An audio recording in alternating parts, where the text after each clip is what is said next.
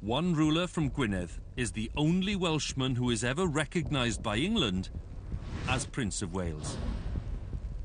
He is Llywelyn ap Gruffydd, better known as Llywelyn the Last. This story of Wales is all about discovery. I'm on a country lane above the village of Abergwyn-Gregin, overlooking the Menai Straits. And I'm in search of a place that, in all likelihood, is one of the most significant sites in the history of Wales. And yet, it is relatively unknown.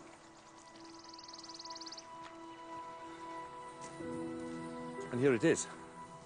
This is Pen y Bryn. It's now privately owned. Archaeologists tell us that parts of this building date back to 1200. And there is a growing body of evidence now to suggest that at one stage, this was the home of Llywelyn Fawr, Llywelyn the Great, who ruled for 46 years, and of his grandson, Llywelyn ap Gruffydd. Llywelyn ap Gruffydd is a bold man, taking command of much of Wales and capturing land from English lords. His opponent, the English King Henry III, is a weak and unpopular monarch. After struggling with years of civil war in England, he is willing to listen to Llywelyn. It's late in the summer of 1267 when Henry's men and Llywelyn's men hold a summit meeting in Shrewsbury. It lasts for 4 days, and some of the most notable people of the time are present, including the Pope's envoy. And what they're after is a deal which defines Llywelyn's power in Wales. And it turns out to be a very significant moment. On the 29th of September 1267, King Henry and Llywelyn meet at a ford on the Welsh-English border, a formal meeting place to ratify the Treaty of Montgomery. King Henry recognises Llywelyn as the official Prince of Wales, so long as Llywelyn swears allegiance to the English crown. Llywelyn becomes the first Welsh ruler to be formally acknowledged as Prince of Wales by an English king. So it is a very significant moment. But this treaty isn't really about Llywelyn's relationship with Henry. It is more to do with Llywelyn's determination to legitimise his power over other Welsh princes and lords. And it helps, of course, that he's now backed by a powerful military machine. It is Llywelyn's hunger for power that creates the Principality of Wales. Llywelyn is ruler of 200,000 subjects from Gwynedd to Brecon. It is a new start for Wales, a time of peace to begin the business of building its own state. But this promising age would last only 10 years. The treaty Llywelyn has signed comes at a heavy price. The price demanded of Llywelyn is painfully high, but he does agree to it. Not only does he pay homage to the king, he pays a lot of money too. And the first instalment is 5,000 marks. That's around £3,000. It's probably as much as the prince's entire annual income. As well as Llywelyn's financial pressures, he loses his deal with the English when Henry dies. The new king, Edward I, is an imposing figure, fierce of temper and violent. He wants to crush this new Prince of Wales and win back power over all of Britain for himself.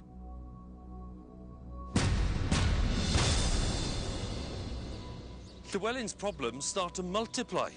He can't bring himself to pay homage to King Edward, and he stops the system of regular payments that he's agreed to make. The response to that is entirely predictable. The king judges him to be untrustworthy, unreliable, and he declares him a rebel. In 1277, Edward gathers the biggest army seen in Britain since the Norman invasion. They force their way into Anglesey, the breadbasket of Wales, and confiscate the harvest. And then Edward redistributes Llywelyn's land. Llywelyn is cut off from most of his lands, and he has very few allies, so he's forced to surrender. And in fact, he retreats here to the heart of Snowdonia. And there's more bad news for him because a new treaty is signed where most of the Welsh lords declare their loyalty to the king and not to Llywelyn. So all the power that he's built up over the past decade just fades away. For the next 5 years, Llywelyn tries to patch up his relationship with King Edward. He even resumes payments. But on Palm Sunday in 1282, things go badly wrong.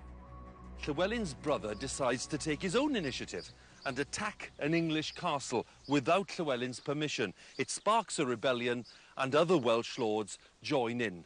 That gives Llywelyn an impossible dilemma. Does he stand aside or does he join in too? What happens is that fate intervenes. For several months, Llywelyn hesitates. He's desperate to keep the vengeful English king at bay. But on the 12th of June, 1282, his wife Eleanor dies while giving birth to their daughter. In mourning and with no male heir, he has nothing to lose. He joins his brother to attack the King of England. But Edward retaliates, attacking Llywelyn from all sides, including from the sea. Edward's forces are closing in on Gwynedd, and the king has one principal demand. He wants Llywelyn to surrender Wales.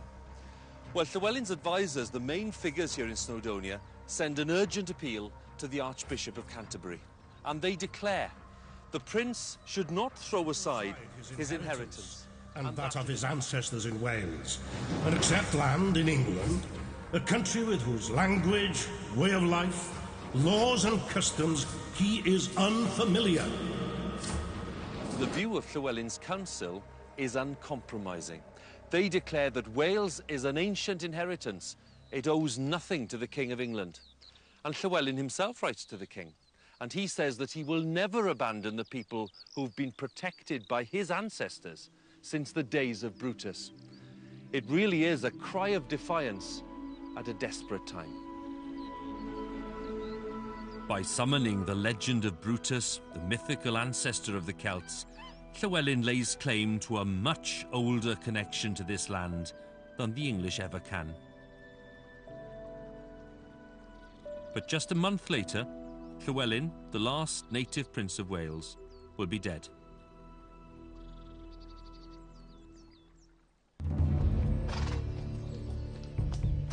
One story says that late in 1282, after battle, near Builth Wells, Llywelyn encounters an English knight.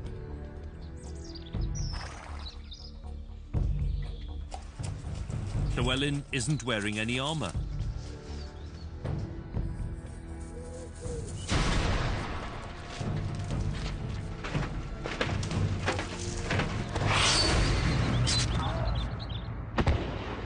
The knight runs him through with his lance. The Prince of Wales is dead. Llywelyn's head is paraded around London, a gruesome display of English conquest. How Llywelyn dies is a bit of a mystery. He is the most wanted man in Britain. Is he betrayed by one of his own? Is he enticed into a trap? Is he struck down by an English knight who doesn't even recognise the Prince of Wales? We'll never know for sure. What we do know is that for those who believe in Wales, in the land of the Cymry, in the building of a Welsh nation, the death of Llywelyn is the end of the world.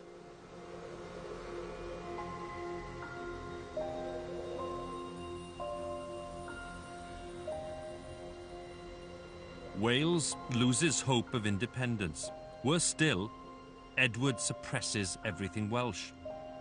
Land and castles are taken, treasures stolen, churches and abbeys are destroyed, and the child heirs of Llywelyn's dynasty are imprisoned.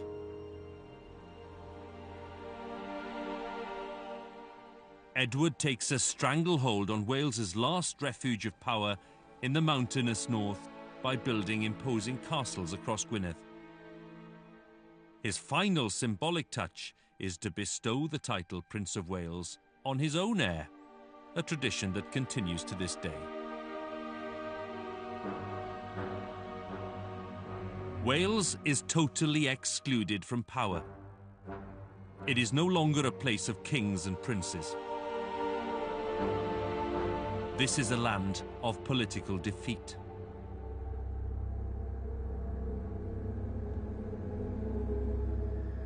But there is worse to come. In 1349, an apocalypse engulfs the medieval world. It takes the form of the bubonic plague, or Black Death. Spread by the fleas of rats, it kills 25 million people across Europe. A third of England's population die. Wales can't escape it.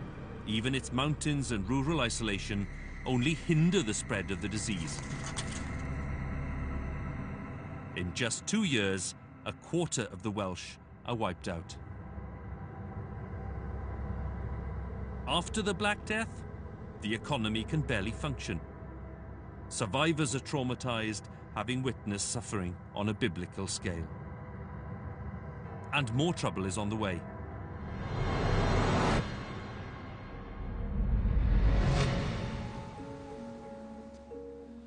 Into this turbulent world steps the son of destiny, the man who emerges as the standard bearer for Welsh nationhood. His name? Owain Glyndŵr. And this mighty fortress of Harlech Castle, a prime symbol of English power, becomes for several years a Welsh fortress, a Welsh seat of government under a Welsh leader. Owain Glyndŵr is an unlikely figure to inspire a fight for Welsh independence. A nobleman from North Wales, he's also part of the English upper crust. He studies law in London and joins the English army, even taking part in an invasion of Scotland. Not until his late 40s does Glyndŵr turn into a rebel with a cause.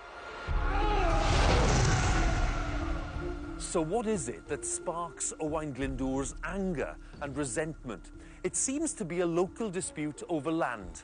An English squire called Reginald Grey takes possession of some of Glyndŵr's territory.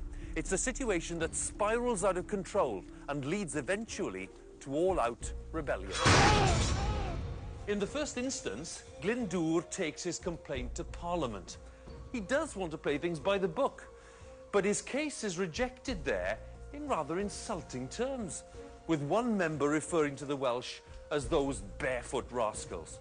Now, if we add all that to the catalogue of injustice being suffered by so many Welsh people under English rule, we begin to realise why we now have the makings of an explosive situation. Glyndŵr's sense of Welsh identity comes to the fore. Supporters rally round, and on the 16th of September 1400, they declare him Prince of Wales. As a direct descendant of the Welsh princes, it is a title to which he can lay good claim. The self-proclaimed Prince of Wales, Owain Glyndŵr, makes the town of Rhuthun the first target for his attack. He's got new status, a new power. He wants to make a big impact. And that's exactly what he does. Before dawn, Glyndŵr and 200 men raid the town. They steal gold, silver and livestock, and then burn Rhuthun to the ground. Glyndŵr doesn't stop there. He attacks more English strongholds, leaving a trail of burnt towns across North Wales. As he gathers momentum, his support across Wales grows. Reports tell of Welsh students at Oxford abandoning their books, Welsh labourers leaving their English employers. All of them returning home to join the rebellion. Glyndŵr and his men become famous for their guerrilla-style warfare. They ambush the enemy and then melt away into the landscape as quickly as they appeared. Glyndŵr is outwitting the English. By 1403, the scale of Glyndŵr's revolt is truly national, and the English are desperately trying to hang on to 4 power bases, including this one at Harlech. So Glyndŵr decides to lay siege to the castle and starve them out. And the tactic works. A few months later, Glyndŵr and his family are able to move in here and make Harlech Castle their home. He's consolidating his hold on all of central Wales, and he's moving a step closer to uniting all of the Welsh against the great enemy. And for nearly 2 years, Glyndŵr has the help of French troops lent to him by the King of France, Charles VI. At the height of his power, Glyndŵr comes here to Machynlleth and assembles a parliament with representatives from all over Wales. And to add to the prestige, there are envoys from Spain and Scotland and France. This is no small-time rebel leader. This is the Prince of Wales. It's significant that Wales's first parliament is held in mid-Wales, at Machynlleth, a town that has no English castle. And Glyndŵr's plans for his country are described in a letter he writes to the French king. It paints a vivid picture of a free and independent nation. Glyndŵr's vision of a vibrant Welsh state is dazzling in its ambition. A powerful parliament, an independent church, a university in the north and in the south. It is sophisticated, it's forward-looking, and it fails. Glyndŵr is still a rebel in the eyes of many, and his support in Wales is far from universal. And in 1406, France withdraws her troops. Weakened by these setbacks, Wales is quickly taken by England. Glyndŵr fights on until he is cornered in Harlech in 1409. He escapes, but his wife, 2 daughters and a grandchild are captured and imprisoned in London for the rest of their days.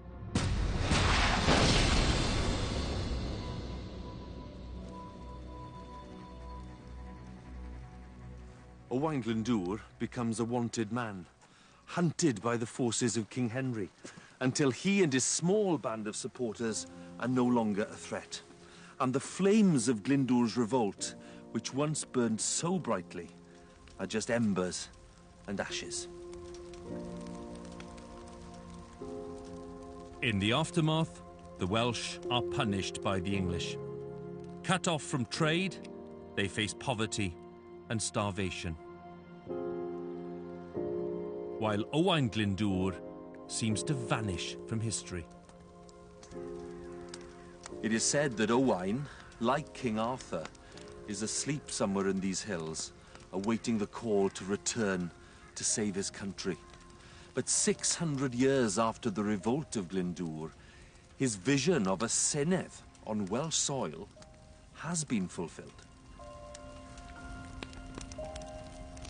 We have a Welsh government today, but it was the power-hungry kings of medieval Wales who were the first to forge a sense of one nation.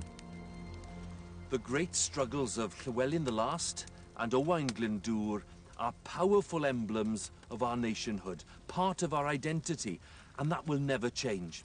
But in the next chapter of our story of Wales, we will see the crowning of a man with Welsh blood in his veins, not a Prince of Wales, but the King of England.